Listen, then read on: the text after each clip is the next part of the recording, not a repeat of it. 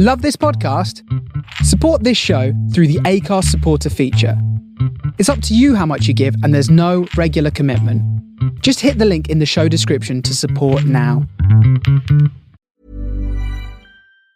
Listen up! You can get the new iPhone 16e with Apple Intelligence for just $49.99 when you switch to Boost Mobile. We pulled so many all-nighters to give you this deal, and hey, stop messing with the mic! I'm just helping us catch people's attention. This is a great deal! Exactly, so it doesn't need all that. Fine. Get the new iPhone 16e, available at Apple Store locations and the Apple Store online. Visit your nearest Boost Mobile store for full offer details. Apple Intelligence requires iOS 18.1 or later. Restrictions apply. Summer's here, and it's time to bring the heat in a new Honda. Head out on an unforgettable adventure. Or take a sporty sedan for a spin. All while driving with confidence. Check out the Civic, Accord, or HR-V during the Honda Summer Event.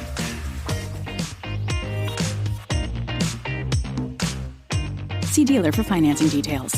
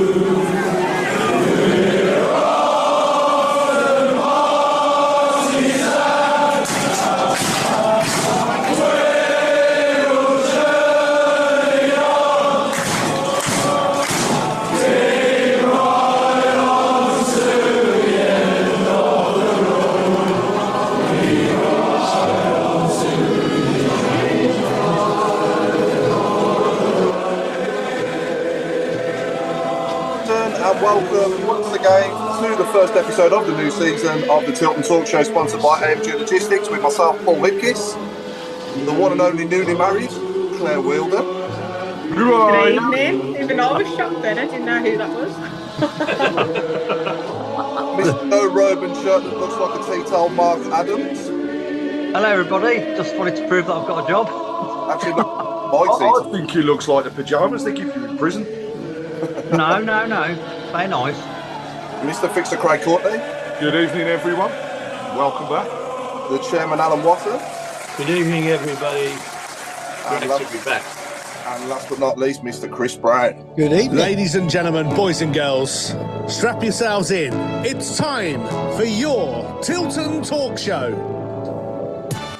So where do we start then? Obviously, since we were last on in our summer special, I think we signed about 7 players since we last spoke and did an episode. And obviously, we played our opening game of the season on Friday night. And I thought it was a bit dubious as soon as I arrived in the cop car park myself and saw the ref's tractor parked up in the spaces out there. And I thought this is going to be a hard night for us tonight. But yeah, I think Claire, 1-1 was a bit gut-wrenching right at the end like that, isn't it? When you equalise like that, it feels like you've won. And when you concede like that, it feels like you've lost, doesn't it? But I think overall, the signs are so encouraging, aren't they? Especially from the new signings. And, I think we even gelled, a lot sooner than what we did last season with all the new players. I mean, we had more new players last season, but I just thought some of the interplay and some of the stuff that we were playing was just breathtaking at times, wasn't it? Yeah, I just think, wow. I mean, the atmosphere was incredible. I think that helped them along. I think every single player on that pitch was an 8 out of 10. I thought that they were superb. And it was nice to see how we've kind of developed even from the last game of the season. I thought that everybody played really well. I mean, Kyogo is rapid. It's my first time really seeing him play. And I thought Paik and Iwata didn't look out of place whatsoever. And it was nice to see the bit of gelling. It's amazing how we're looking forward to the next few games, because now obviously we've got one this week, like Wednesday, but at least each week we should see development going on as well. Yeah. Stano's goal was good. Really glad he's got off the score sheet. Obviously, he doesn't just score penalties, does he? Right. And handball, not handball. I personally didn't think it was a handball. I've seen different angles. I've seen their players pulling shirts, our players pulling shirts, but it was their reaction. That was the difference. I think all of Ipswich players were shocked that they had it. I think they were as shocked as we were. But I'm really proud of them. I thought that they really made an account of themselves and were back. And I think we've proved to the whole league that we're back and we're ready and we're going to compete. And I can't wait to see who else we sign, and I can't wait to see the future. And this season looks really promising. Yeah, and obviously congratulations on your marriage as well recently. Thank you. To be there as well on the evening, and had a very good night myself, and I'm sure those as well that are with us now can share. That was good night. But yeah, I think we're back in the Championship, one game, and we're already moaning about referees. And I genuinely think that having now had a season in League One for the first time in 30 years, the referees in that division were better than the Championship. I honestly think that. They're just, I don't know what it was. Obviously, for years in the Championship prior to last season, we complained about referees so many times. Now, I think maybe because we were winning more games, obviously, last season, maybe that had something to do with it. There might be some shocking decisions that I've forgotten about. But overall, I just think that, from what I saw on Friday night, really, the guy just looked way out of his depth to me. It was just an absolutely shocking refereeing performance. And to disallow Kyogo's goal was just unbelievable, wasn't it, Craig? Oh, totally. And the more you see it back on the TV and the highlights that come out in different areas, you just question what did he see? And I've watched the interview on Sky where you got another referee talking about what had happened and why it occurred. And they said themselves very, very harsh. And I think, partly, and I'm not condoning anything here, but the one thing I will say is there's that many changing rules that happen every season. Yeah. That part of me thinks, as a referee, what are they going to remember? Are they going to make mistakes? And I think they are. But the handball from one angle, you'd go, oh, God, yeah, any day of the week, and we'd be calling for it. From another angle, you're then seeing that blatantly Dykes heads it, which goes onto his arm. And you've got to use your momentum with your arms to jump high enough to get to the ball. So it just doesn't make sense. And then actually, look at the Charity Shield yesterday, when to me there was more of a blatant handball with VAR. I know. And they just waved it off and said no chance. Yeah. So there's just no way to go about it. But the one thing I will say is it's done. We've got to move on, and we're going to get results that sometimes decisions go our way and at other times they don't. But for me, the one thing that stood out was at our first game where you can actually say the players have been out in anger as such and going out for it. But we've got one hell of a team that is still to gel properly. And wow. Neumann, wow. That guy. I was getting Dan and Johnson vibes with them pair. Yeah, 100%. Johnson and the other one for me, the way he was running up for the ball, the way he went for everything, and the way he won everything in the air, that was Liam Dayish. You know what I mean? That was just how I remember him when he came to the club. So we've got some great players on the books, and still more to come. It's going to be, well, the next few weeks. As we get to the end of the window, just going to be interesting because I still feel as though we're going to pull something out of the bag. Yeah, I don't think we finished. I think we could do with maybe nice new right winger. Somebody, if we could get somebody in, and I think Keshi Anderson. Don't get me wrong, he was phenomenal on Friday night. Keshi Anderson was absolutely amazing. But I just got a feeling we're a bit light on the flanks, like when we make our subs, because obviously Keshi was worn out, wasn't he? He was ready to go off when he went off. But I just think that what we're bringing on at the moment in certain positions is a bit of a downgrade on who we're taking off, and we need to get players up to the same sort of level as what we've got in other areas. We've got two good players available, and in other areas we haven't quite got players coming on anywhere near as good as what's going off. Stansfield for Dykes is a prime example, but you're not going to get a player as good as Stansfield sitting on the bench. But what I'm trying to say is if we can improve on that, and I think that'll probably become Dooch, won't it, when he's when he becomes available. But Alan, how are you, mate? You had a good summer, and yes, excellent. Tell me you impressed you mostly out of the new signings as well. It's a good question, that is. Thank you. Kyogo, I think. I've watched all the friendlies, and you're thinking, well, this bloke, he looks a bit off the pace, Yeah. But Friday, I saw that. I mean, I've been watching videos of him all summer, and there's one when he scores 30-odd goals in the season for Celtic, and you watch that and you think, blimey, this bloke's quick. But then he didn't show that in the pre-season, but he certainly did on Friday. And that was terrific. Yes, his goal. I mean, that referee was a mug. Yeah, absolutely. Absolute mug. Yeah. And I watched the entire match again yesterday on recording, and they slipped it out that this bloke was the first time he'd ever refereed Birmingham. Now, what you don't need in a situation like that is a novice at anything. You want somebody who you can say, well, this is the biggest game of the weekend. We make sure we have somebody who's experienced, been there before, etc., etc. I mean, the atmosphere. I don't usually get very inspired by these things, but it was a different gravy on Friday night. I was emotionally struck by how good it was, and it wasn't just it stayed through the whole game virtually. And these sort of things affect people. It doesn't matter, you can say, oh well, don't listen to the crowd. It does. It does affect everybody on the pitch, and the referee included. And he gave over nearly 20 free kicks in the first half. Never booked anybody. Never booked anybody. If you have 20 free kicks, somebody must be doing something wrong. And then he started doing makeup calls. There was one handball in the first half where their winger in front of me punched the ball. Yeah. The linesman, who was 5 feet away, never gave anything. But to be fair to him, he's probably looking for offside, so he may not. But the referee, why play on? Yeah. And then there was one where after the Kyogo event, Kyogo burst through on his own. The bloke just hauled him down. Yeah. Yeah. And you're thinking, well, you gave that. Yeah. I think he didn't give it. He didn't give it. Sorry, he didn't give it. He hauled him down. He should have been booked. Yeah. And they never even gave him a free kick. But I enjoyed the experience. I was thrilled with the way we played. You said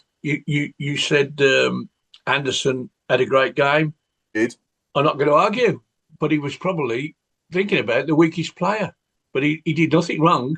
You probably criticise him for some of the crosses that didn't get there, but equally there was plenty that did.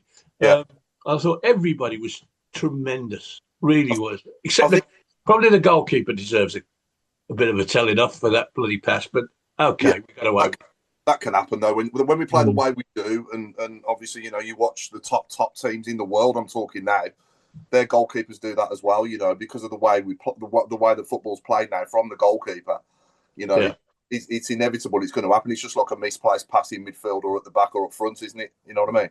Absolutely, yeah. I think overall, we were by far the better team on the night. Ipswich had their moments, but I think it sort of like summed it up that, the penalty was their first shot on target in the whole game. That kind of spoke 1,000 words. And I think the referee really set the scene as soon as he gave that Pake foul when he clearly won the ball.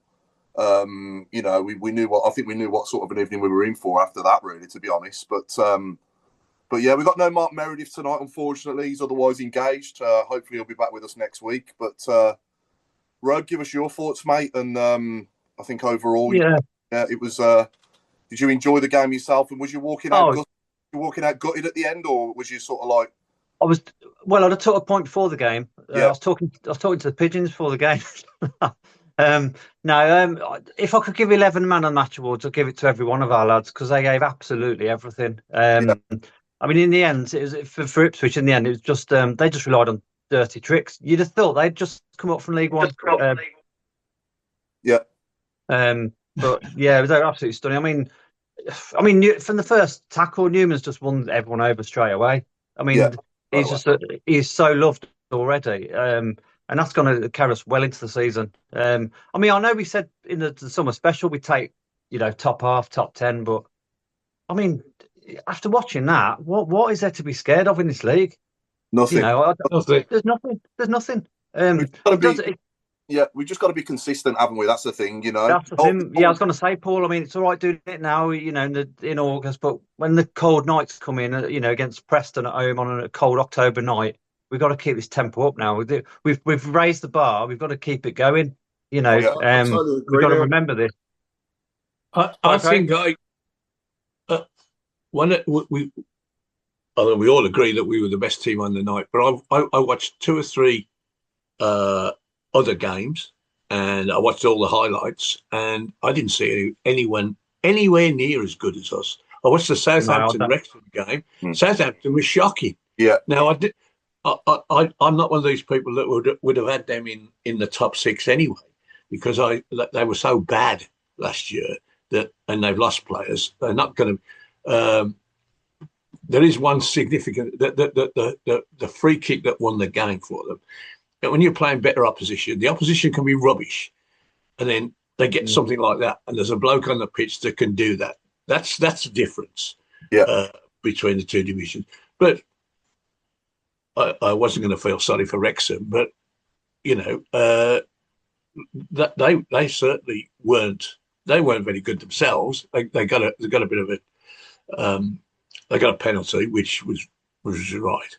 I watched Leicester and Sheffield Wednesday. Goodness me! If you can't beat Sheffield Wednesday with 10 men by more than that, you're not in the game, are you? It was awful. I think the main thing. Sorry, Paul. I think the main thing in this league is momentum, and it's about having that momentum and having that string of results. Now, we always struggle around Christmas time. Mm-hmm.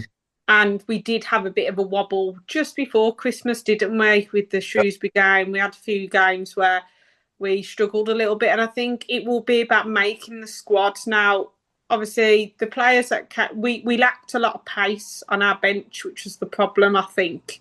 And the problem is that, when you got Kyogo, Stano, Damari Gray and Anderson as your front forward line, if they push them back 10 yards, 10, 15 yards, which created the space in midfield for Paik and Iwata to play. All of a sudden, when you take off that forward line, and no disrespect to Doyle, Dykes, Gardner, Hickman, they haven't got a lot of pace. So if you see Ipswich, they came more into our half and we dropped. And then that's going to be the thing. We've got to have those impact subs that can help us keep the momentum, because we were winning by so much last year that actually when we were winning, we were 2-0 up. We could then kind of go, okay, then we'll put these on, we can rest a few, and then we'll still win, we'll be fine. This league's totally different league. And I think we need to work that out on who we're going to be. I think that, is it Duck? Duck will come on, and he will change the game as well. And I think that he will be able to actually hold the ball up and then help everybody else. But I do think it's about having those slight tweaks, because I was getting worried as we were dropping further and further back. And the other thing I would tweak as well, it's lovely when we're playing out from the back, but Allsop does need to be a bit quicker, because they're going to be on you. Literally, they were on us straight away for the goal kicks, because everybody knows how we play now. So it's going to be a little bit different, but otherwise, fantastic. I think Kyogo and Stansfield and Damari Gray in the first half especially linked up really well. And my man of the match was obviously Bright Asai Samuel, and I mean he really impressed me. What a great debut he had. Yeah. Got to say that. What's interesting was hearing the fact that Doyle would have started. Had he not been unwell. So then you question and come back to the impact player off the bench. And actually, would that then have been Kyogo? Because I don't think he'd have started. How can you drop him? How can you not start him? I think you will now. Yeah, because he was phenomenal even against 6'4". he was trying to win the ball in the air, and it was Yeah. The thing I liked about him was not just, it wasn't a case of just going in and following up, but everything, whenever he was in front of goal, he was looking to score. You look at the one that was disallowed in any game, no matter what, it was a disallowed goal, but what a finish. It was a deft finish. He also was the instigator of the goal. It was his that came off the post. So just having that I suppose, the poacher in a way that we've been looking for a long time, if he can just come up with a couple, I think he'll fly. And I tell you what, I wouldn't put it past him being top scorer in this division. No. I could see it going, if he goes on a run and stuff like that. To go back on the teams across the weekend, I mean, for me, the team that stood out was Bristol. Yeah, Bristol. I thought they were a really well structured team. And I've seen a couple of comments on the board saying the same thing. However, it's first game of the season, it means absolutely nothing. Ipswich were without 3 top players, and would have been a different side if they were playing. I just look at it this way: nothing in any of the leagues takes any shape for me until Christmas. Christmas, yeah. You can get that momentum, keep this unbeaten streak at home, and let's not forget, last season we started with a 1-1 draw against Reading at St Andrews. Yeah. So, and look what we did.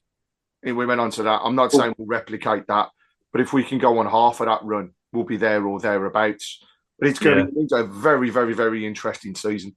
I think last time we were in this division, obviously season before last, I was asking everyone what your relegation radar is. And this time I'm hoping I'll be asking what's our promotion radar? Out of 10, what do we think, are the chances of us getting promoted more so than relegated this time, especially with that squad now? I can pretty confidently sit here and say I don't think we'll go down. And that's nice, isn't it? Because when you look at the squad now compared to what it was last time we were in this division, it's like night and day. And full credit to everyone involved in the club and obviously the phenomenal ownership that we've got now and what they've done in, the couple of years they've been here. And obviously it's only the beginning as well. We've got so much more to come and it's so exciting, isn't it? And, I just think, you've now got, in certain positions, 2 great players available. And then in other positions, I just think we need to enhance, what we've got coming off the bench or even in the team. But I just want to single Keshi Anderson out because from trialist at Solihull Moors to this now in this team, and one of the, in my opinion, I thought he was one of the best players on the pitch on Friday night. He's got to be though, hasn't he? Yeah. Everyone's playing for their place now, which is what you want, isn't it? Which is sorry, Paul. I was going to say that which is why the cup game's going to be interesting because it's going to be good to see how the lads who didn't play, how they shape up. It'd be nice to see them in a competitive game. Another option was watching Keshi Anderson and Gray switching throughout. Yeah. Now that gave obviously the Ipswich team something else to think about, but also if you're seeing that now, that's in Davis's mind as well. So I think. We've got it so that it's nicely set up. And for me, actually, Gray was better when he was on the side that Keshi Anderson started. I actually was slightly disappointed with Gray on Friday night. I expected a bit more, but then I did look and see that Ipswich really, I think their focus of attention in terms of defending was keeping him away from it, which freed up the space for Fikojo across the middle. And that was a key factor, but he is going to tear some teams apart. And, we're going into the weekend. Let's talk about Saturday. I mean, geez, 7,033 fans at Blackburn. It's going to be phenomenal. Yeah. Home game. Yeah, and watching the way they played against the Albion, it was Route 1 football. It was looping over the top. Defence quite slow. Goalkeeper did not like coming out for balls. Didn't control his box at all. That was the game that I actually sat down and watched the most of.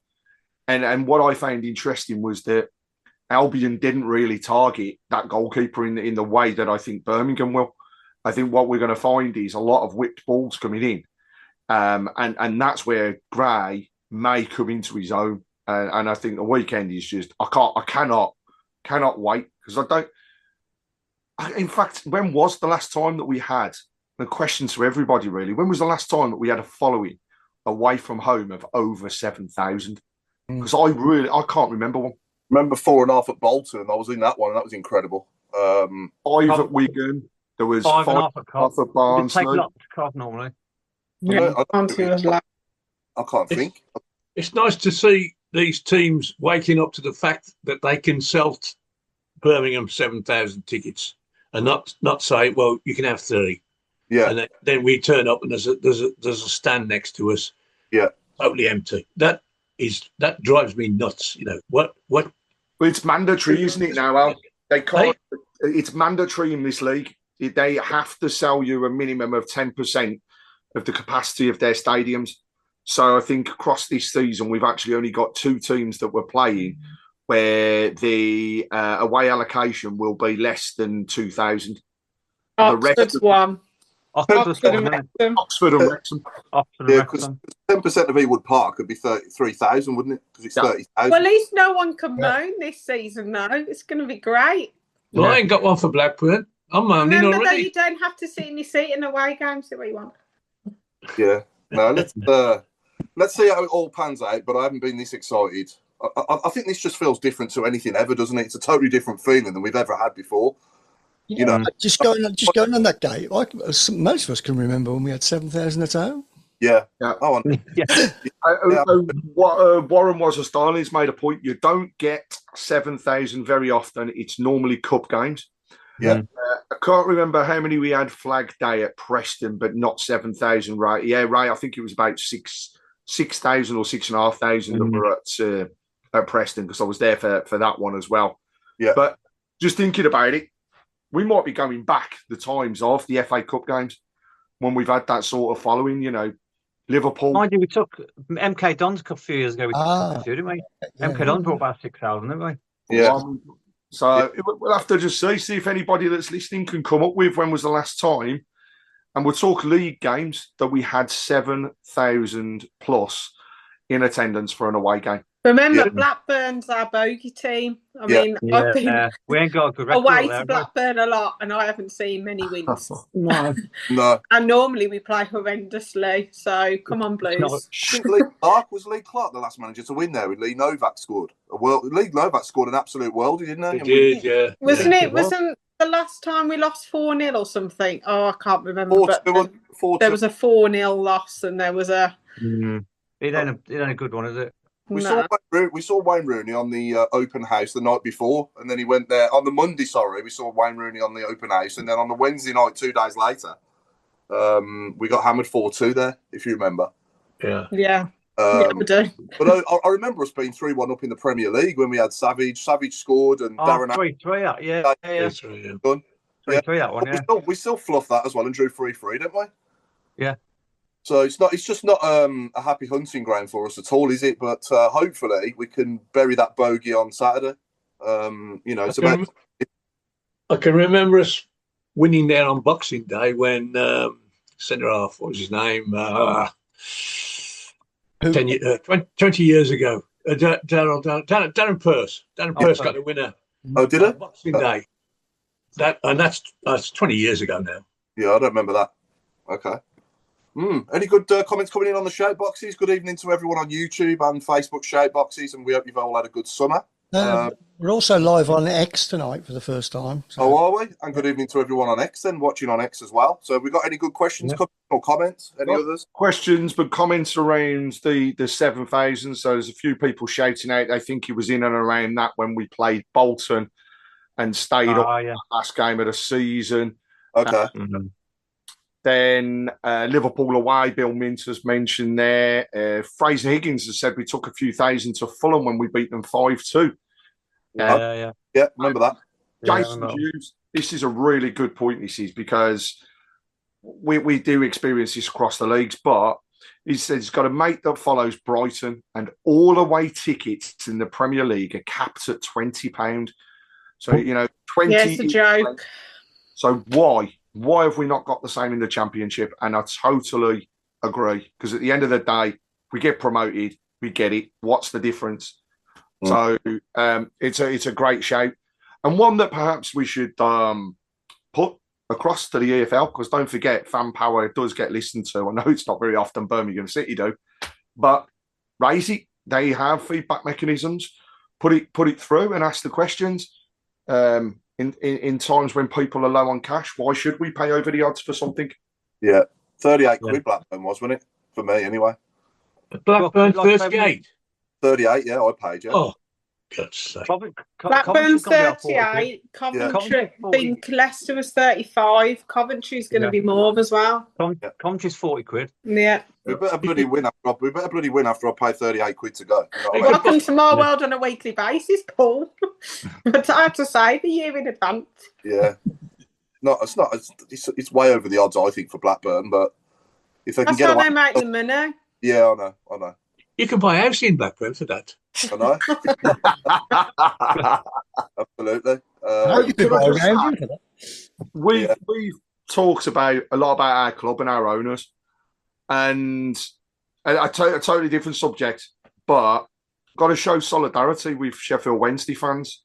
I think what they did at Leicester the weekend was what we as fans were doing as well, to force the owners out of the club. And the fact that you saw the whole of Leicester Stadium standing to applaud them as they came in, the fact that some of their fans paid for the game and actually didn't get in until about the 35th minute, I think, was the final people through the turnstiles. Got a feel for them. And it's another club that's in financial difficulties because our setup across the Football League is not strong enough to pick these things up and deal with horrible owners that don't want to put money back in. We've also seen other clubs going bust, and it's not on. We're fortunate, but the guidance is now out from the government, isn't it? We've got this new thing in place where we're talking about the owners working with the fans and having that voice together to help things happen. And I hope that Sheffield Wednesday can get out of their situation and turn things around, because it's not right that we see big clubs in such a horrible space. Well, it's the fit. It all boils down to that fit and proper person test, doesn't it? When you're trying to buy a football club, there's more questions when you want to become a pub landlord than if you want to buy a football club, which is just insane. You know what I mean? Yeah. Mental. Yeah.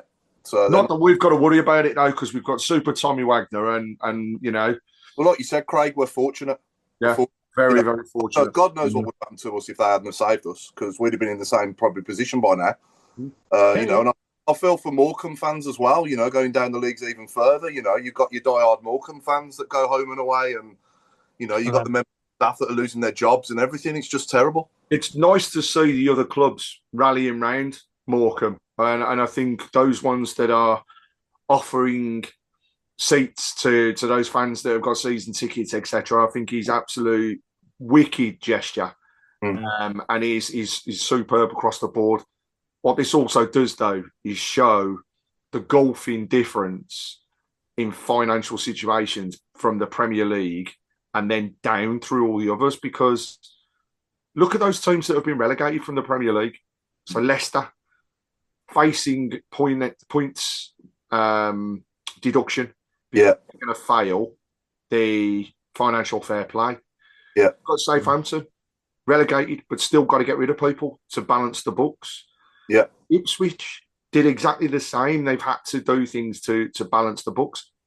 And then you look at teams that have been in the division for a while that can't go out and spend loads of money. West Brom, Coventry, they've all done really well, but can't get anywhere because of the fact that the rules aren't being stuck to. And yet we could end up this season as the highest grossing ever championship side for revenue. Then that comes down to, people will go, but we shouldn't be doing this. I heard comments of, why have we got sponsors for a fan park? Why should we have to pay more to go into hospitality? Why do we need to have these names here, these names there? The reason you need it is so that we can spend. Yeah. That puts us in a much better position than those teams that are in and around us. And that's where we're going to be so strong. And, if we don't secure any sort of promotion this season, it ain't going to be far off, because they will continue to go until it happens, and that comes across as well in the documentary. I think we'll come on to it. Yeah, nice segue, Craig. I was going to come on to the documentary, actually. So what did we all think? I'll give my thoughts first. I thought it was absolutely amazing. Obviously, I was privileged to be at the premiere Wednesday before last and see the first 2 episodes. And I just thought it was brilliantly put together. It told the story of Birmingham and our club superbly well. I thought, Tom Brady, obviously, we learnt a lot more about Tom Brady and his involvement in our club than what we probably all knew before. I think, certainly that bit with Rooney and all sorts of different bits, you can see how much of an impact he's having on the mentality side of the club and, how he's changing our mentality to winning more. And you can see why he's a serial winner himself. My only criticism, I would say they probably should have done a little bit on Juki when he did his speech on the mic when he retired. And even if they'd have just shown his speech and just sort of like shown a little clip of a few of his goals during his years with us, for me, that's all it was missing. What do you think, Claire? Have you seen it now, Claire? Yeah, I managed to catch up. I mean, my tweet was at the end, so I'm on that one. I spotted you twice in the first 10 minutes. You were in the pub next to Wagner. Was I? Oh, yes. I need to have another look then. I need to watch it more closely, not be half jet lagged while I watched it. Yeah, do you agree with that though, Claire? Do you think Juki probably could have been given a little, even if he'd have been given a bit of a cameo in there with his little speech and just showing a few of his goals and the fact that he'd retired from playing, Yeah, I think it was a lot different to how I thought it was going to be. Obviously, as soon as it said Brady, it was mainly about him, wasn't it, really? And to be fair, it's been quite a good insight about what he actually does, like you said. And I think we've all kind of wondered, what does he actually do? Yeah. Well, actually, he's a very, very integral part. And I think Chris Davies likes working with him. I feel like they've got a really good working relationship. Yeah. I thought it was going to be longer. I'm shocked it wasn't 10 episodes. I thought 5 episodes for a season that we had, including the Rooney era. I was surprised it wasn't longer. I just think that it was very short and sharp. And I think I was shocked that Juki didn't have a bit more, but then I was shocked that there wasn't more on other sides as well. It's a shame it wasn't like a 2-season or anything like that. But, I mean, it's gone down well. I think it's shown our club in a good light. A lot of swearing, though. I'm not going to lie. I was shocked about the language in it. I was like, oh, okay. But I think that it does show our club in a good light, and hopefully they can make another season, and then that would be great, wouldn't it? But I think there's loads of unshown footage, isn't there, that they've recorded? They could probably make another 5 episodes. I think there's about another 65 hours. Oh, is that, Chris? Bloody hell.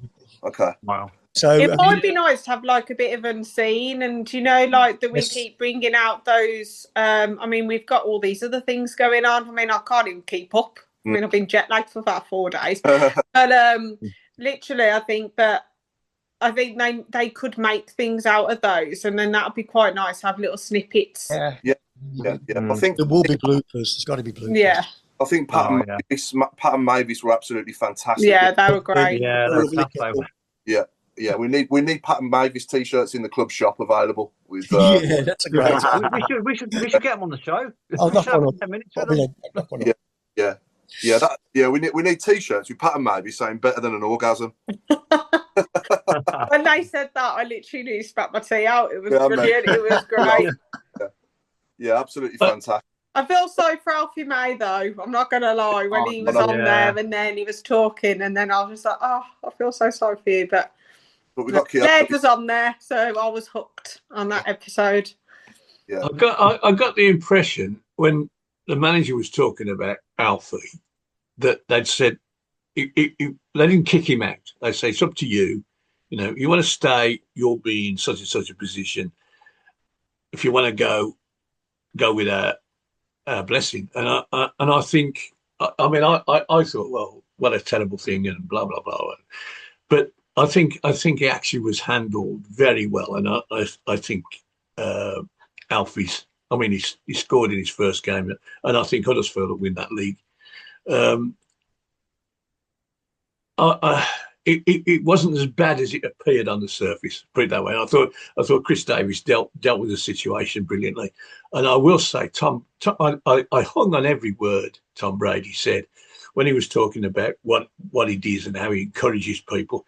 You know, there was one particular passage, and asked, you know, in my days as captains of teams of various sorts, if I could have said that to, you know, you're not going to be the best until you give your best every day, and that's when you'll become. And when you've done that, you have to go again. And I could think of situations, especially in my cricketing days, where I could have said that to people, because I always felt that they weren't doing enough, and weren't putting enough into it, and they didn't put it as much into it as I did. And and I thought about that. And I said, I wish I'd have had them words to say to those people. And he was just mind blowing. To be honest with you, I'm no American football fan, but I've heard of Tom Brady, and it's only now I realise what a great person on that American football, to win 7 Super Bowls.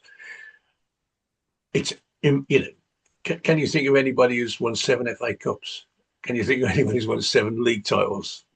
There's Ashley Cole's won the most, and I don't know whether he won 7 though. Oh, yeah. Far off. Yeah. But no, I think one thing stuck in my mind that he said, and I don't know if I'm allowed to say this on the show, but I'm going to say it anyway, and Chris will tell me. I can bleep it out. I think, and since I've watched that documentary, I've been on this bike behind me about 6 times. I've been out for walks about 3 or 4 times. I've upped the ante a little bit. And sometimes we've all been there, haven't we? Where you get up and you just can't be bothered to go to the gym or go on your bike or go for a walk. We just can't be bothered to do it. And you have to overcome your inner bitch. And he said that in the series, didn't he? And that stuck in my mind. It's like, okay, I'm going to overcome my inner bitch today. Sorry, Chris. And I'm going to, I'm going to overcome that, and I'm going to, just do it. And you feel so much better for doing it after. Do you know what I mean? I won't say what else is, that's got the F word in it, but you know what I'm getting at. The funny thing is, I'm just watching the subtitles coming up across that, and it's bleeped out the word bitch. So, I mean, I've got to add one thing, and I think Ray Hobro's covered this off as well. Right, that first series for me wasn't just for Birmingham fans. That first series was to put our club out there. Yeah. And they certainly have done that, because to go through the history, it's the first time that my kids, when they've sat down and watched that, have been able to see what it was like to go into St Andrews when it was terracing, the bad times that we went through. What was also great was how they covered the whole aspect of the club. So it wasn't just about the bad running. It was about the fans. It was about the fact that we had our period of troublesome fans, but they turned that around. Mm-hmm. It was about the fact that we went down and then got ourselves back promoted. So the structure of it in those first 5, I think, was good. Yeah. Well, it was Go on, Mark.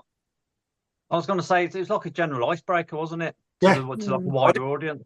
So there's a lot of people watching who don't know nothing about our club around the globe. Yeah, no, it was just a perfect icebreaker, wasn't it? I didn't realise that Jay Stansfield's brother was the kit man.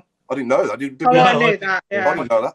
I heard that he was, but didn't know who he was. The love between Wagner and Stano is like I've never seen an owner love a player so much. It's nice to see. He is like a father-son. He did it as well at the open training session. They took their picture in the centre circle, and then afterwards, Wagner's walked over with Stansfield, and there's pictures out there. People can see them of them just hugging it out on the side of the pitch and stuff. And I think it's great that they've got that rapport. And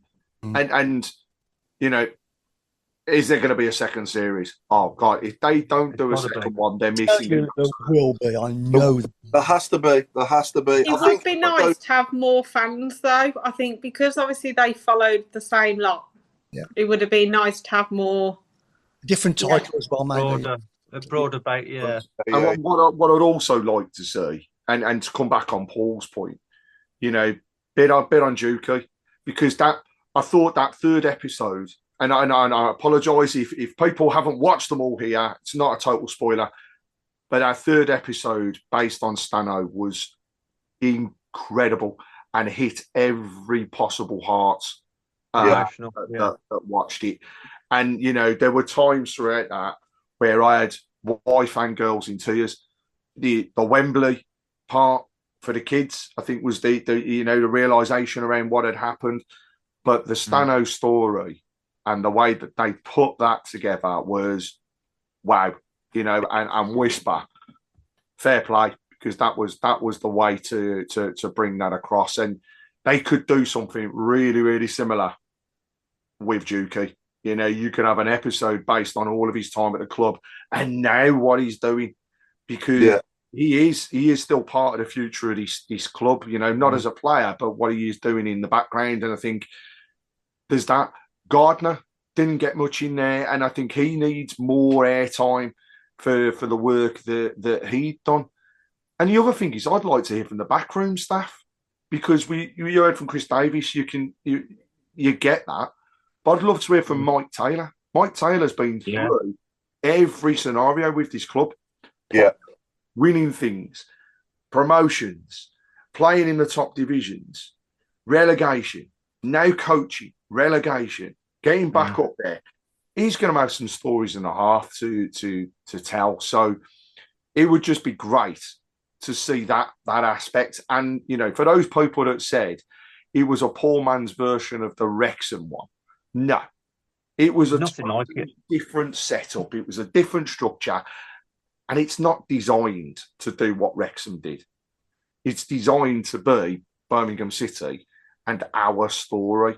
And long may it continue. And I think it's going to. I mean, we know for a fact that they were filming the weekend. You know, Friday they were there in front of Wagner filming, and also they were at the Players Awards. So I'm kind of hoping there's one particular snippet from the Players Awards that makes it, when you just can't wipe the smile off somebody's face as they're handing things over to Led. No, it came to me wedding though, did I? You didn't. We didn't. Broke me heart, that did. But also the other thing is, don't you just think as well that it'd be nice just to have a nice little follow-on? That from what happened at the end, how they all then celebrated, and then go into the pre-season, and maybe even start it with a little bit of this, because it would be just Friday night's atmosphere. I know a few things didn't go to plan, but I thought the DJ set and the music absolutely superb. Had it rocking. Yeah.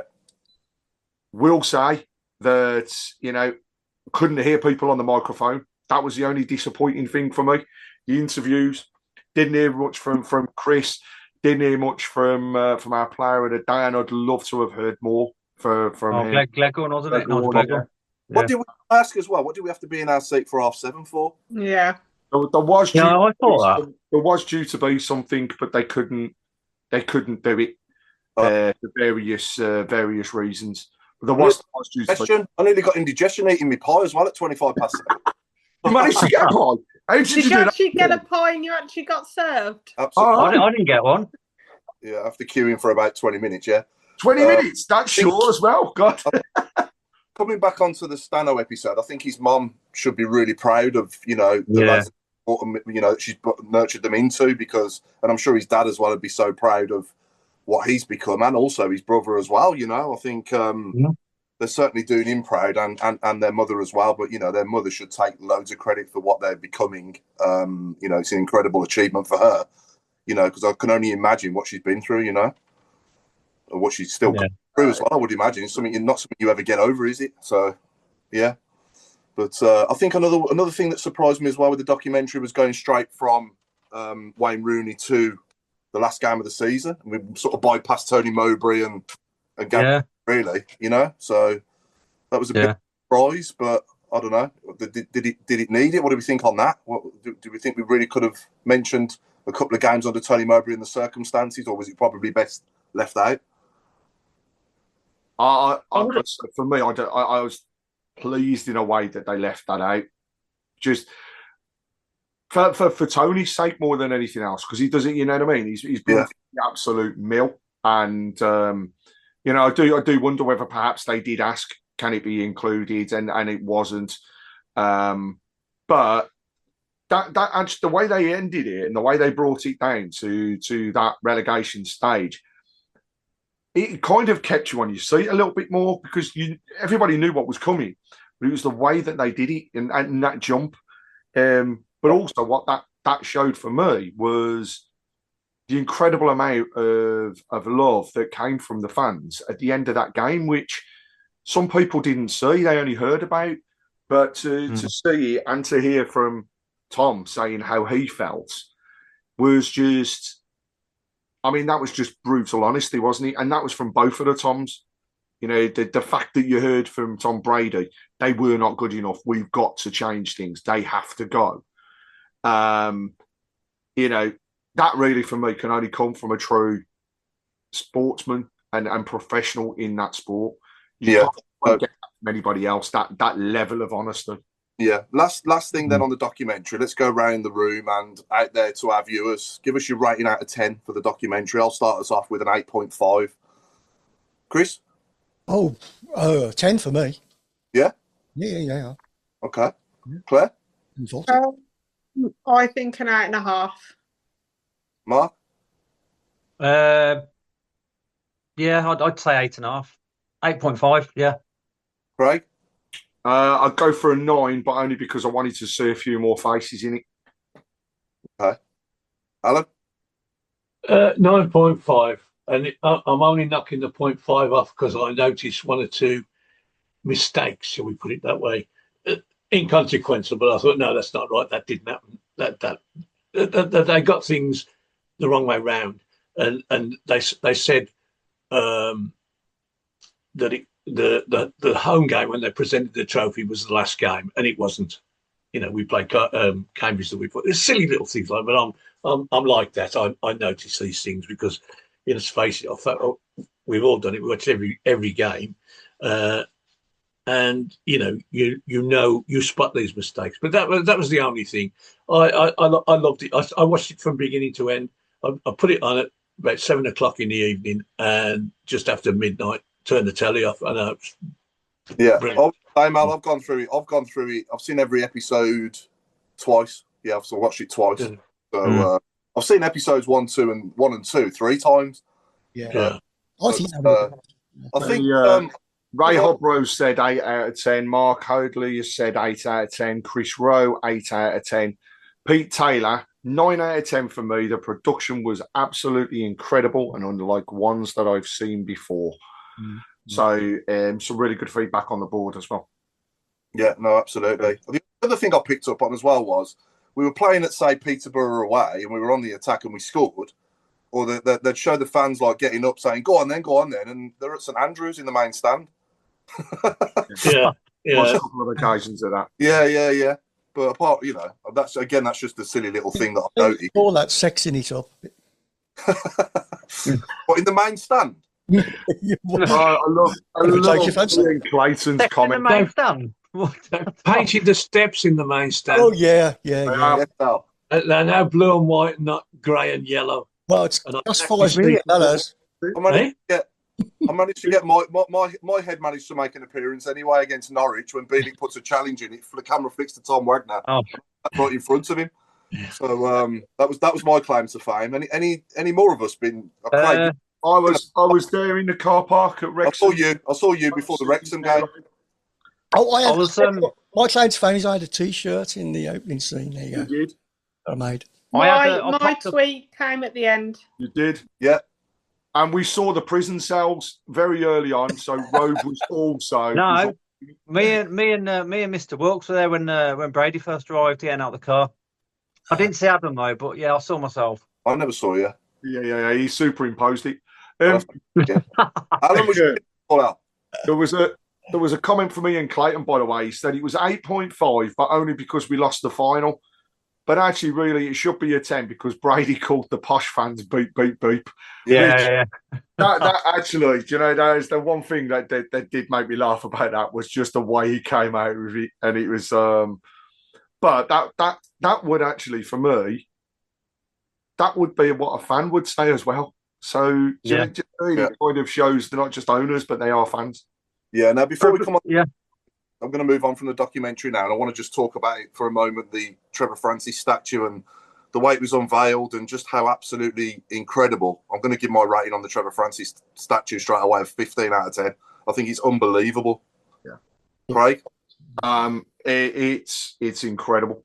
Absolutely incredible. And when you watch the video that was released by the club prior to the actual unveiling and them saying what they wanted to do and how Trevor himself had talked about having a statue, and the only thing he was worried about was the pigeons. I mean, brilliant. It was those sorts of things, but the likeness, it's unbelievable. It's absolutely brilliant, and the crew that have worked on getting that done that way around, and that group of Jasper, Tom, Gary Cook was involved, Jeremy Dale was involved, all from the club. It just shows truly how much that guy is missed and was loved.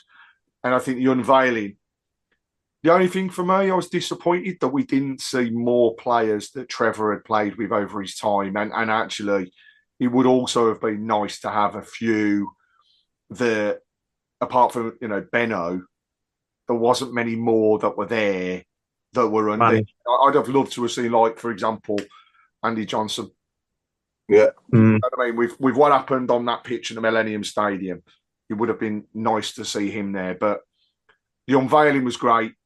Having the kids do it with the people from the club as well, because it's the Trevor Francis Foundation and they are the future. That's perfect. And I couldn't have chosen a better spot, really, could they? Because that's the one area that gets the sunlight all the time. Yeah. So, I said it on Friday with just one picture, but the sun shines on the righteous. And I think it is the perfect spot to remember him by. And fair play to everybody involved. Let's make no bones of it. There's been a lot of really bad statues about it, hasn't it? Over the years, we have seen not a Blues so much, but I mean, other grounds. I can always remember the Michael Jackson one at Fulham. All of that. The Ronaldo one as well in Portugal at that airport. Yes. Yeah. He looks more like you, Ronaldo statue. Robe's modelled after the gargoyles at the top of the church in the bowling. Give me your thoughts on the CF statue, mate. Well, I went and had a good close look on Friday, and took a couple of photographs, and I was amazed how accurate it was, because football statues and Wolves of Billy Wright. If you go and look at, I don't know whether anybody here remembers what Billy Wright looked like, but he certainly wasn't that. Stan Collis as well, they've got a statue at Wolves, and he, who on earth's that? And it's almost Bobby Moore one at Wembley. Yeah, that's superb. That's a good one. Yeah. Billy Bremner as well at Leeds is good, isn't it? That one. I think so. Yeah.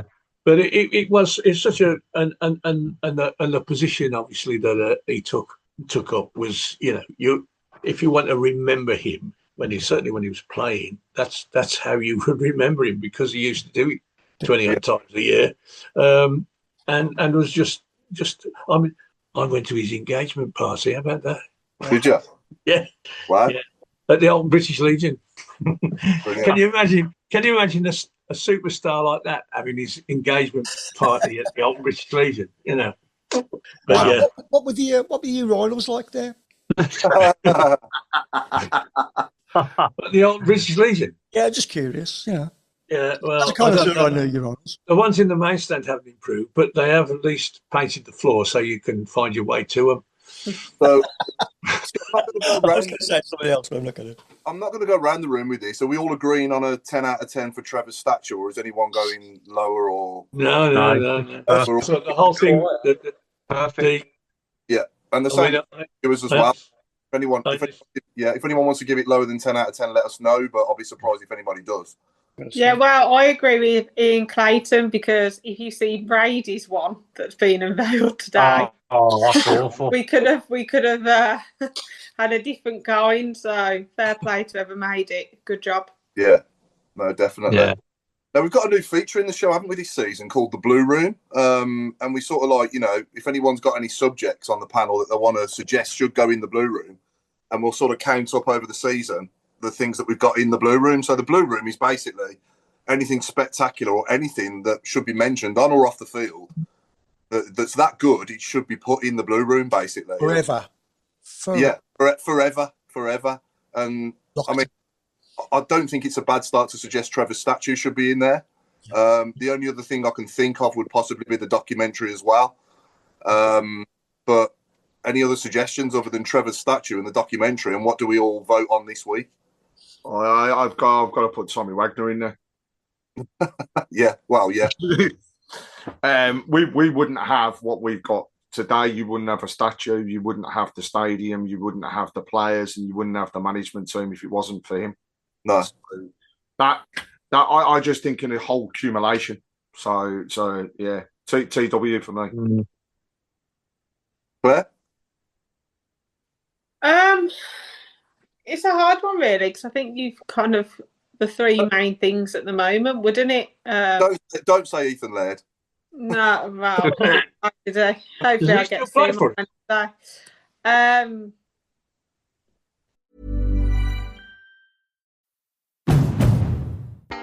Summer's here, and it's time to bring the heat in a new Honda. Head out on an unforgettable adventure, or take a sporty sedan for a spin, all while driving with confidence. Check out the Civic, Accord, or HR-V during the Honda Summer Event.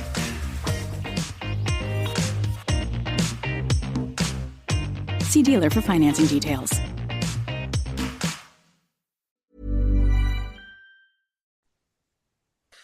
How far can we go back? Yeah, like there's It can be a player, it can be a moment, it can be an item, it can be a. If it's a moment, it'll be Darren Carter for the Premier League, wouldn't it? That's a great shout from Warren Wasserstein, and the old Bo Brummie as he ain't coming back. Yeah, that's a good one. That's locked in. Yeah. So one thing that I've noticed during the summer, the number of Birmingham City podcasts has increased exponentially. And loads. I enjoyed appearing in blue, to be fair, Jay and Nick, and that's a good one. Yeah, I like that one. Yeah, they're good lads. Jay's actually going to join us on Tilton Talk. We're just arranging some dates, but he will be joining us in and around his shifts as well. Yeah. Whilst we're talking about podcasts, we are running as best podcast in the Football League at the Football Content Awards. I will put a link up on all of our socials, but we can't get through without your nominations. So for all the listeners and all the watchers, please, if you can put together a nomination for ourselves, don't worry. If we do manage to get through, we won't take robe. So we'll be okay. But no, if we can do some nominations, it would be fantastic. Any support, as with all of them, is much appreciated. And there might be many podcasts out there, but Chris, we're still number one. Yeah. Are we all in agreement, and is all our viewers in agreement, that Tom Wagner is the first person, I'll say, to go in the Blue Room? Definitely. Oh, yeah. Yeah. One of the best I things said ever happened, Darren Carter as well for the Premier League. Yeah, that was a great moment, wasn't it? I mean, don't forget we can do this like for 46 weeks, so there's plenty of things to. I've got a controversial one then for next week. Then go on, then. Can't you say it? Oh, don't you want it next week? We'll have it next week. Go on then. Will you remember? I've got two very controversial ones. Okay. Why are they controversial, Chris? Because they're controversial. Controversial. Yeah, because I know there are 1, 2, 3, at least 4 people on here won't agree with me. No, okay. And can I just add, we've said Tom Wagner, we've said Darren Carter, right? Obafemi. In the blue room should be us, the fans, because without the fans, there is no club. Yeah. Yeah, I think, last couple of seasons, most definitely. Yeah, so Tom Wagner is the first person to appear in the... Yeah? Yeah, I will. Now, we'll have the sound effect for next week, but here's my made-up one. That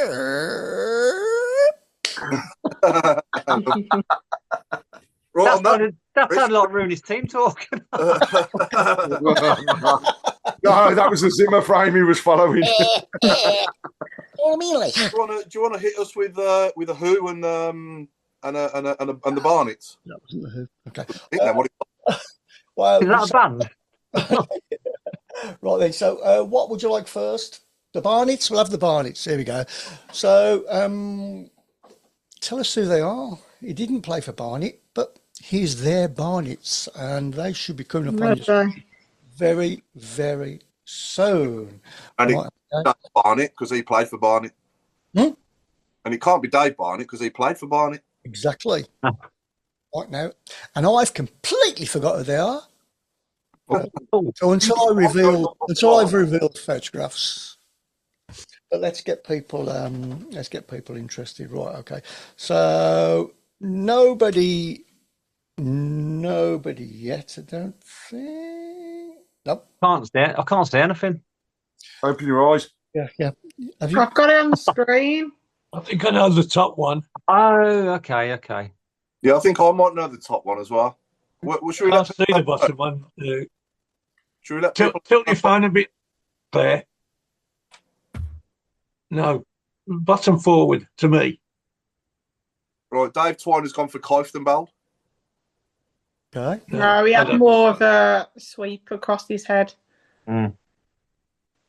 Would it be fair to say that the one at the top is Scottish? Maybe, yeah. Well, I do know that. The one at the bottom, I don't want to guess because I might be right and that spoils it for our viewers. Yeah.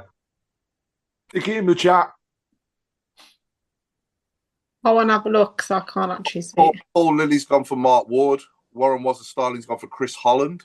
I don't know whether that's one or two that they're going for. Wade Elliott as well, people are saying. Ian Clayton said Rowett and Roberts.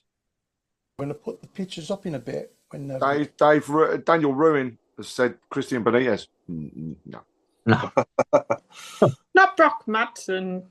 Oh, definitely not. Oh. Not Neil Kilkenny, is it number one? Nope. Oh. Look on your face then told me I was right, but then I was wrong. Kenny Cunningham from Daniel Ruin or Jamie Clapham as well. Seb Larson, number 2, no? No, and it's definitely not Mark Dennis. Are they a bit rogue? Did they play many games for us? Fair few. Yeah? Damian Johnson, number 1. Close. Hair looks too... Can't tell because it's got the right, what we're saying going over the second one. It's not Roger Johnson, is it? No. Hard, isn't it, man? Who thought of this? Game's doing my head, Who thought of this? I ain't got it was me. Pete Taylor said Clemens and Bentner. No. That was a good one for the last one. Can I have one more look? No. I've left them up. Oh, right, okay. I am going to put them up now, so it's your last chance. Are you going to put the full on? I'm going to put the second one because I can't tell his actual haircut. Somebody might have said it because I haven't been listening. Not Devlin, is it, with hair, number 1? No, it's definitely not Devlin. I can see why you've said that, but no, it's not Devlin. It's not Jonathan Hunt, is it? I'll tell you what caught my eye in my seat on Friday night. I took a glance when the Keep Right On was belting out beautifully around the stadium during the game. And I just glanced over to my left and I could see Nigel Gleghorn and Dev singing Keep Right On. And it was just magical, man. It was wonderful. Yeah. Yeah. Two of my favourite. Maureen Minute has said, is it John McCarthy? Fraser Higgins has gone with Barry Ferguson. Sue Leslie Burke has also said Barry Ferguson. Is it Yiranek for number 2? Or Yarashik, whatever his name was. Oh, Yuri Yarasik. Yeah. Okay, here we go. And really blonde. It's not Gary O'Connor, is it? Blonde player. Not Mark Roberts, is it? Ian Clayton says he's Craig Gardner, number 1. Well, what about Pedersen, Christian Pedersen? Yeah, I've put the players up now. Have you? Have you? So now I'm waiting for my phone proper lagging then. Jonathan Hunt. And I've got Pedersen. Oh, right, okay. I wasn't listening. I said Jonathan Hunt. Yeah, but I wasn't listening. He didn't know who they were. He couldn't remember. Remember? We thought people were calling you a name. That's what it was. I'm glad you did the full faces if you forgot who they were. I know, yeah. That's good. That was much better with you bringing up the full picture. Yeah. I think I'll do that in future. Yeah. Okay, and then let's hit us with the who then. All right, then. Okay. Now, I do know who this is. So, Is this a previous guest? okay. It's not a previous guest, no, because I think they're too easy. So, here's one that at least 2 of us will know. So, shut up, Alan. Gone back, they'll say, yeah, it's in your blood, and you have an affinity, association with the fans. I'm a Brummie, born and bred, and obviously, that's where my soul is with Birmingham. Is that a good one or what? Jesus. Is it before my time? Probably just before your time. Okay, I'm going to sit back then. You guys can guess. Is it before my time? I'm afraid it is. Yeah? Yeah. Oh, Bob Latchford. At which point, we're rolling Bob out Latchford. and we're going to leave it to Alan because he's the only one that can tell us because Chris knows the answer. No, he's not. No, he's not, because Robert's just got the answer. Bob Latchford, I recognise the voice, but I cannot put a face to it. Oh, Robe's just got it about Alan. seconds. Bob Latchford. Well done, Robe. Really? Well done, Robe. Let the Well done, Robe. listeners have a go. And I thought that Oh, sorry. Thanks for ruining No, the I game, was only Robe. joking. I was only joking. It was I said Rob Latchford. Yeah, we need to bite our lips or at least. That was who? Rui. Bob Latchford and I were born in the same year. He's about 2 months older than me. is it. Is that hard to imagine that there's actually people around that are 2 months older than me? Yes. No, he looks fantastic. He does, doesn't he? I know he does. Now, I believe some of you. I believe some of you wanted to do some shout outs as well. Am I right there, Claire? You wanted to give a shout out to someone who was 18 yesterday, were they? yeah, happy birthday to my little brother and sister who are 18 yesterday. Keep right on. And Robe, your son, I believe as well. Yep. Jake was 18 on the 1st, so I'll give a shout out to him. I don't know where he is at the minute, to be honest. So. But he's They're 18. always out, aren't they? He's 18. He can do what he likes. So Yes, yeah. That's what I mean. Visiting finished about 15 minutes ago, so you wouldn't know where he was. He's not into football, is he, Robe? No, he got to about 8 or 9. He just lost interest. He's more into his music and stuff. So, yeah. I've got to also. I know the season hasn't started yet, but just want to remind everybody about the ladies because we're going into a great season. Opportunities to get promoted, building a phenomenal squad. To secure France in goal is brilliant for another season, and we've had some really good faces coming through the door as well. And that was topped off after their Spanish tour as well of a win against Valencia at the weekend. So well done to Amy and the team for changing things around. But we can't go anywhere without you as fans. Now, season tickets, they're out there, they're for sale. Get on them if you can. It's a family occasion.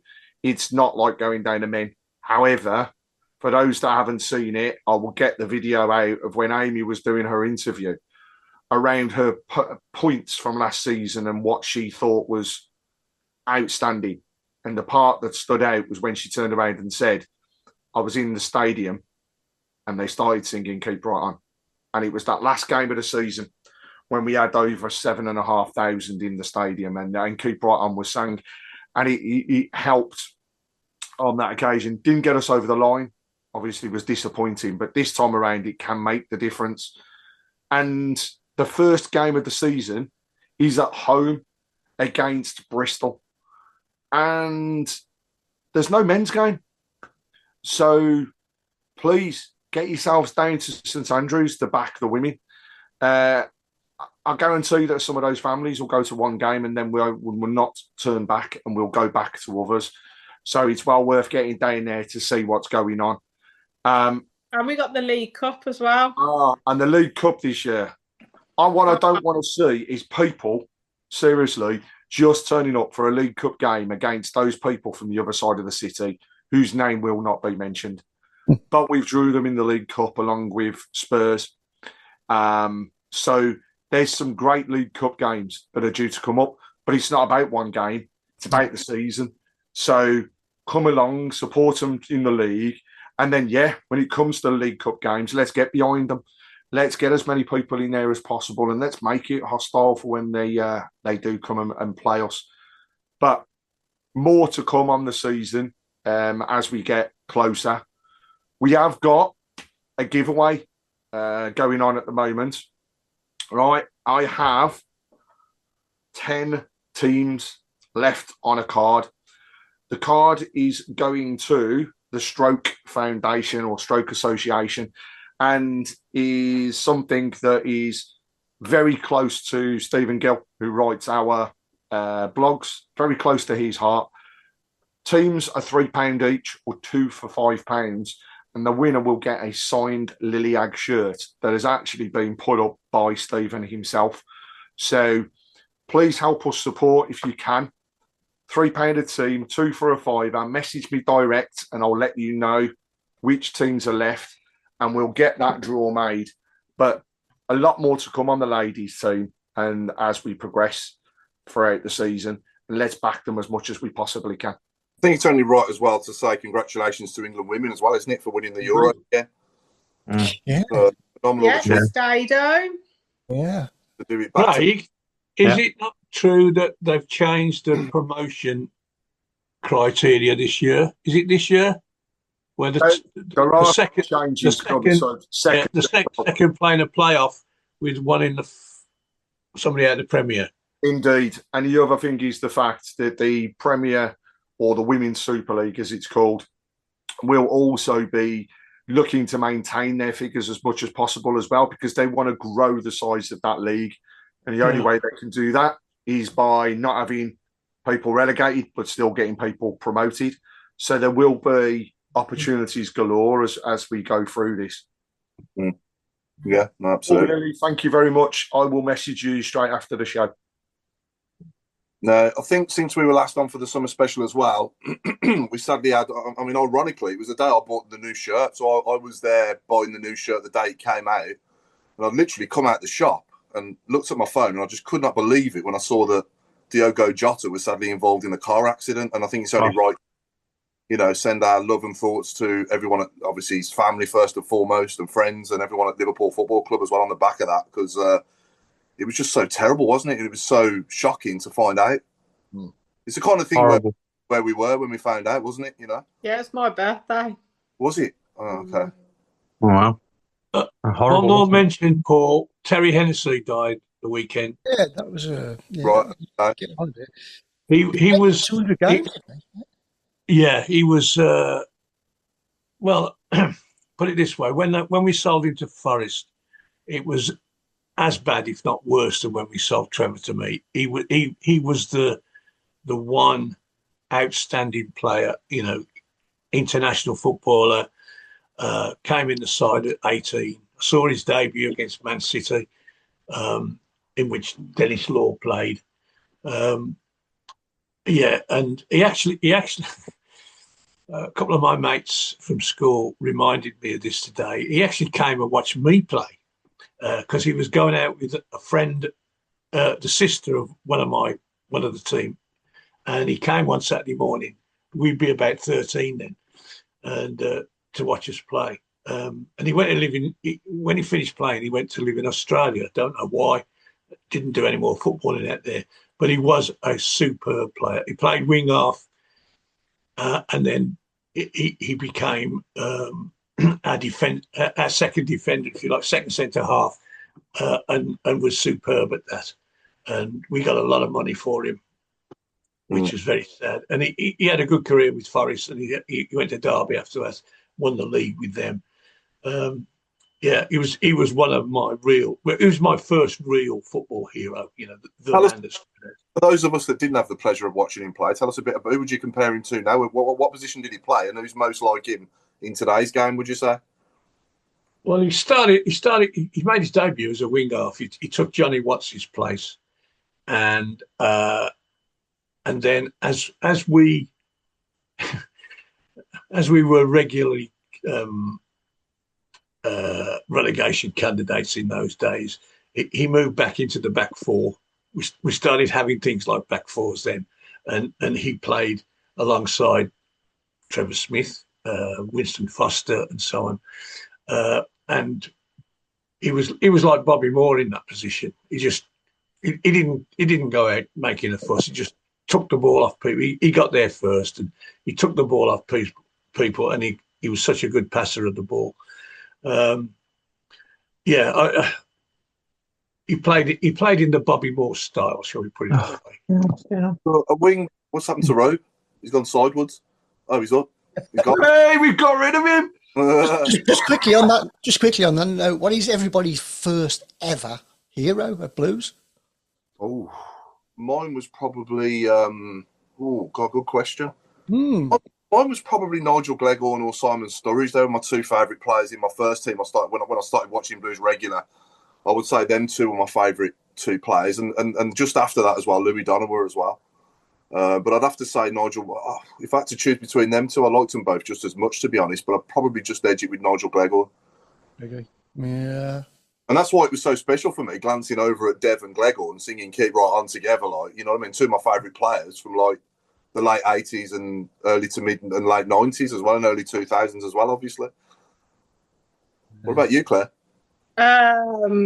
Andrew Johnson. Yeah. Yeah, by a mile. Just favourite player. He's blonde. The only blonde one.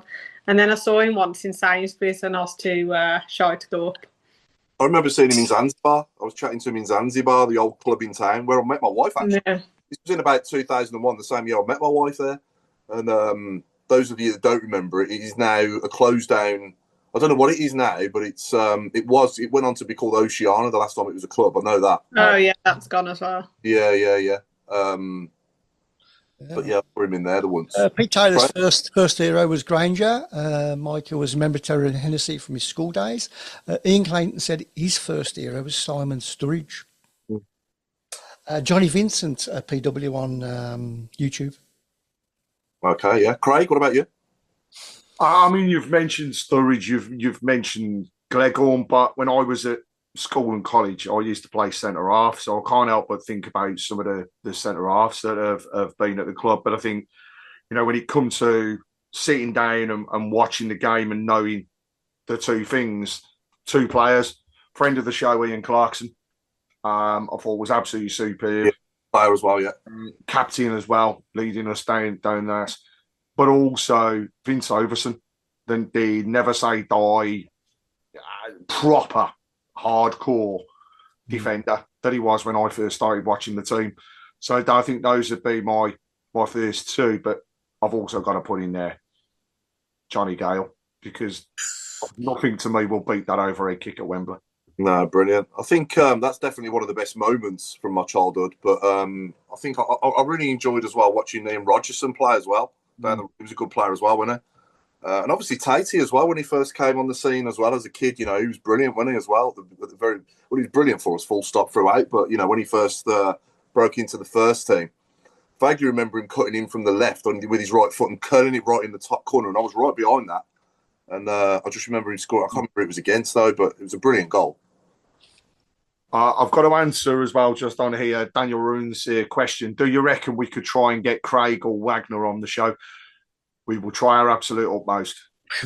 And we have tried Craig on numerous occasions. Paul's booked him, I've booked him. But I do get it from a club perspective, it's quite hard. And Chris has tried Mr. Wagner as well. The last thing he said to me when I asked him a while ago was, I'll come on when we're in the Premier League. So hopefully we'll get him on next season. Yeah. There you go. It's a promise. You can't break a promise. So reading through some of the players, I think you've already mentioned the Terry Hennessy one, Simon Sturridge from Ian Clayton. We've also got, so Chris Rowe said Gil Merrick. Yeah. Fraser, John Gale. I don't know this one, Alan. Johnny Schofield? Goalkeeper, yeah, he was the one that took over from Gil Merrick. Oh, right, okay. He played in those Fairs Cup finals. Brave as hell. Got his head kicked in. Played the rest of his career with a metal plate in his head. Right. Wonderful goalkeeper. Colin Withers kind of took his place, but it was in the days when keepers would come out and dive at the opposition's feet. You know, there'd be no defence there, but just the goalkeeper coming out and flinging themselves, and he was so good at it. But I can't remember the name of the guys who played for Manchester United. Kicked him in the head, and he got carried off and finished up in a serious operation, and then came back into the side. We've got another nomination here for the what we calling it? The Blue Room. Okay. Tom Russ. Yeah. We'll put that in for next week. Yeah. Yeah. We can only pick one thing per week, but yeah. So this week it's definitely going to be Tom Wagner. Or do we put it to the vote and then announce next week what was put into the Blue Room? Because we've had that many different ones that have come up during the conversations. Yeah. Let's put it out to the listeners. Yeah. Okay. Welcome back, Ro. What happened then? I don't know. Everything just went black. Chris, I thought we got rid of him. I tried. No, as I faded out of consciousness, I just heard Alan's saying Terry Hennessy. All right, let's go around with predictions then. So I'll start us off. Wednesday, I think we will win 2-1, and Saturday, I think we will draw 1-1 again. Chris? I'm going to go 3-1 Blues. Wednesday? Yeah. And Saturday? I'm going to go for a 2-0. Blackburn? Yeah. Oh, yeah, I hope you're right. Claire? I think we will be 1-1 on Wednesday. Penalties? Then does it go to penalties? Right to penalties. And then I think we'll win on penalties. I'm going rogue a bit here. And then I'm praying that we actually beat Blackburn at Blackburn, because I've never seen it and it'll be great. And I reckon we'll beat them 3-1. I'll just say, at Blackburn, we need to overcome our inner bitch. Yeah. Rogue. I'm not going to say that live, but I agree. But yeah, 3-1. The inner 5 stars has just appeared in the subtitles. Road? I'm going to say Wednesday, I think we'll win 1-0. And on Saturday, I think we'll win 2-1. Two narrow wins. Yeah. Craig? I'm going to go for 2-0 on both of them, because I just think it'll be interesting, first of all, Wednesday night to see the squad and the team that goes out there, because they should all be fighting for their place and saying to Chris Davies, pick me on Saturday. So that'll be interesting. And I just think, hey, I'll go back to it, 7,033 fans back in the Blues. Don't let us down, boys. Please don't let us down. No pressure. Bloody hell. It's going to be some following that, isn't it, beyond the goal? Jeez, the atmosphere is going to be unbelievable. Absolutely brilliant. Oh, there's been news on the app. There has indeed. It's just coming up. I'm just opening it to see what they're saying before we go off air. That's it. Oh, the third kit's coming out, innit? Good, because we need to wear it on Saturday. Yeah, absolutely. Was that a beach? Yeah. That's not Brazilian, is it? Actually, Claire, I'll rephrase that and I'll say we need to overcome our inner beach. Inner beach. Let's let you know. Alan? I'm nonplussed at these. It's quite a common word when I was a young lad. Beach. Anyway, yes. I got a feeling that it might be a penalty job on Wednesday. And we've got enough people that can take penalties in our side, I think, to get through that. And I'm gonna say I'll say we're gonna beat Blackburn, because Blackburn, will finish in the bottom half. Did they get beat on Saturday? Yeah, 1-0 at Baggies, wasn't it? Albion, Baggies beat him, yeah. I saw part of that. Yes, of course I did. And I thought they were pretty poor. Yeah, well, 2-0. 2-0 Saturday. That'd be wonderful. Rightio, be a lovely journey home. Okay, is that a wrap? That's a wrap.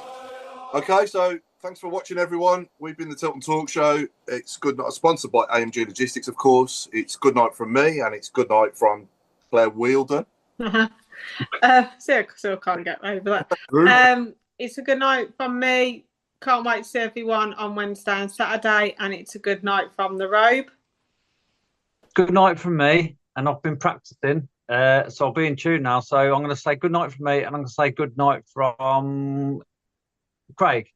And it's a good night from me. Don't forget, please put your nomination in, details in the message board and after the show. And I'll hand over to the one and only man with the beard. Oh, no, that doesn't work anymore. Back to Alan. Yes. Thank you. Good night, all. It's been wonderfully hot here all day, and I'm just going to open the window and go to bed now. And God bless you all. And I'll hand you over to our announcer, Mr. Paul Hipkiss. Okay, back to me. And it's good night from Chris Brown. Yeah, it's a good night from me. And please, all those on YouTube, don't take everything Alan says as gospel. Right? Oh, gone dizzy. He's upset people again. I wonder if it's red hot on that beach. I bet it's hotter than Mablethorpe. Ladies and gentlemen, thanks for joining us. You've been listening to your Tilton Talk Show. You certainly have. Good night. I've got a bloody sore throat and a tickly cough. I went for a walk. You ever been to the walk over Birmingham Airport way through the park? Oh, yeah. Round Yeah, Solon Country Park. Yeah, we did that yesterday. Yeah, it's a nice little walk, isn't it? It is, yeah. We parked up by the Harvester and we walked through. Yeah, we went. It was a good hour and just over an hour it took us to go there and back. Yeah. Ever since I've got this stupid tickly cough. Yeah. And a bit of a sore throat. I think it's the pollen, isn't it? Yeah, it was high yesterday. Very high. Yeah. They said it was high, didn't they? Yeah, I think that's what it was. And I think it's high today as well, isn't it? Let's have a look. Yeah. Right. Yeah, Joe's got the same. She just don't talk about it, but I do. You see, because I'm a big fuck. You're a bloke. What blokes do? Yeah, exactly. Right. I think I'm good. I keep doing the Barnet thing and then forgetting who they are. But this time I'm going to put the full photographs up after. Makes it easier, doesn't it? Right, hang on. Yeah, you can hear me all right, yeah? Yeah, fine, yeah. Yeah, good. I'm just a bit off mic, so hang on, let's just do another one. Add image. Hello. Hello. Right, Barnet. Did you get your card all right, Claire? Yes, thank you. Good. Yeah, we only went through them the other day. You have to make sure when you throw them in these big boxes, don't you? You know what I mean? Yeah, literally, our whole table was full of them, and we had to go through them 2 or 3 times because we literally went the next day. So yeah. But thank you all. Thank you so much. Kindness. Appreciate it. Thanks for the invite. It was a really nice day, wasn't it? The food was great. Loved the food. It was good. No, it was all great. The venue was great as well, to be fair. Yeah, it's a nice place, to be fair. The weather made it, though. Yeah, it helps. It was the same when we got married. The weather was just perfect. Oh. Good evening. Right. Evening. Yeah. Evening. Hold on. Is everyone okay? Yeah, we are. Good. Yeah, just sweating like a pig. If we wear that robe, it'd be like a sweat box. You gone for shirt? First one of the season, look at this. I've not long got in, to be honest. And at least, mind you, this shirt makes me look like I work at McDonald's. I've got got a tea towel like that. Has it gone missing? Oh dear. Yeah, absolutely roasted. Stupid. I'll just tell you, Chris. We went for a walk over Birmingham Airport yesterday. Yeah. And got this stupid tickly cough and like soreness in the back of my throat there. Have you? Do my head in a bit, yeah. So if I go on mute, it's because I'm having a little coughing attack. Oh right. Oh god. You don't feel bad apart from that because there's loads of stuff going around at the minute. Nah, I'm all right apart from that. Oh, that's good. I think. Oh, what's who's phoning that now? That's Alan. It's just said. He wants to know where the link is. I know, and I've sent it to him, but I've sent it on his other account. We should make his mind up which account he's going to be on. He ain't got it, has he? Oh, for God's sake! Hang on. Jeez. Just put it on the main chat. Yeah, that'd be easier, wouldn't it? Don't know why I did that anyway. I've sent it to him. He's a pilker. Oh, it was nice to have my picture today with the Trevor Francis statue with nobody there. Yeah. I haven't seen it yet. I haven't even been anywhere near it because Friday was a joke. I know. I didn't get a chance Friday. My mum and dad went up last week, and my dad had a few pictures with it. But, yeah. Your name's We've got cameras looking at you, so if you go anywhere near it for memorabilia, i.e., try and take the statue, then they're going to get you arrested immediately. Imagine he's got Trevor Francis in the back. Oh no! Oh, don't give him ideas. In the shop, they need to bring out like little replicas, don't they? Yeah, that's a good idea, actually. Yeah. Yeah. Like the Statue of Liberty that you can buy in New York, for example, the same sort of thing, but the Trevor Francis statue. Yeah, that's a lot. Make a fortune on that, wouldn't they? Yeah. Oh, I'm not in sales for no reason. You know what I mean? Yeah, you can afford our next player. Yeah. Oh, God. It's a honeymoon. Who are you anyway, Claire Wilden? Don't know who you are. Do you know what? I'm slowly changing it on things, but it's like weird, especially with the booze. He's ringing again. What's he going? What's he ringing for? Nice. Yeah, was your honeymoon good, Claire, anyway? Oh, it was like a holiday of a lifetime. It was crazy. We managed to do everything that we wanted to, and the weather was good. And I feel sorry for the pigs. Claire, what made you choose Miami? And that was it just somewhere you'd always wanted to go, or just no? So we wanted to go somewhere that wasn't Asia or Europe because I've done a lot of Europe and Holly's done a lot of Asia. Yeah. So they were like, "Well, what?" We went to somewhere called Trail Finders in town. Oh yes, yeah, and they are really good. Like they are. They sort everything out, don't they? Yeah, whole lot, yeah. Everything. So we were like, we want to go to the Caribbean. And then they were like, right, what day? And I was like, the day after. And then literally they booked it all. But the problem is that while we're on the ship, they changed the itinerary. So we were supposed to go to Jamaica on the Friday, get off in our 4 days. Instead, Jamaica was then Wednesday. So we had to do the whole cruise. No! Oh, you're married. Hey! Yeah, married life's already started. It gets worse. You want an ice cream? No, I don't. And then so we had to buy flights to Jamaica because our flight out was to Jamaica back. Yeah. So we had to get to Jamaica, so it did cost us more money, but. How was your cake, Claire? How was your wedding cake? Was that nice? Oh, I sat here and I ate it all the top tier. I haven't stopped eating because I went on a diet for 7 months, but I'm going back on it on Saturday because I keep eating everything. I've just discovered the most incredible app called NutriCheck, and it's unbelievable. Honestly, you type in there anything, it just shows you a picture of it, and you can put in it counts you 5 a day.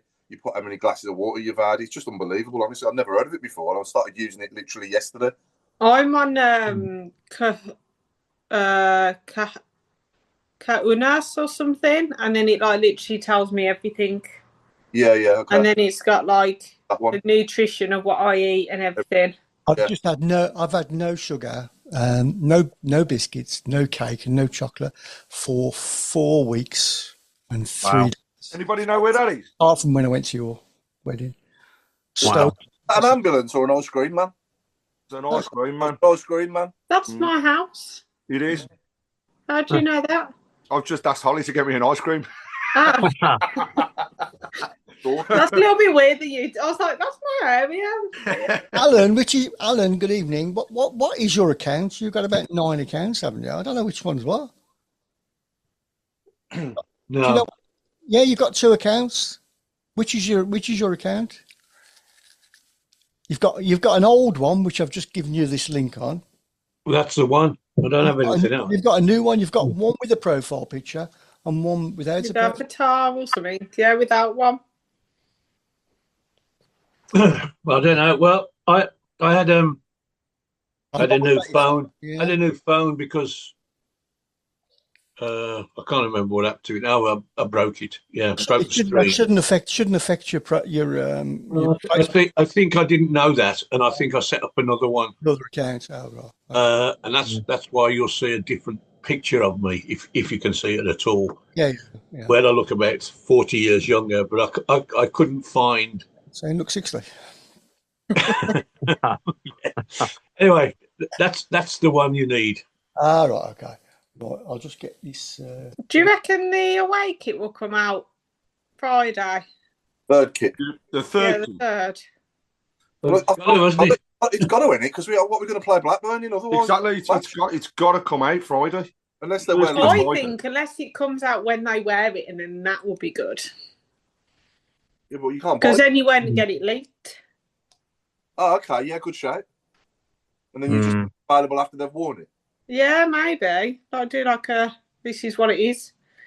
Didn't they do that a few years ago with the green one we had? Remember the COVID one? Yeah.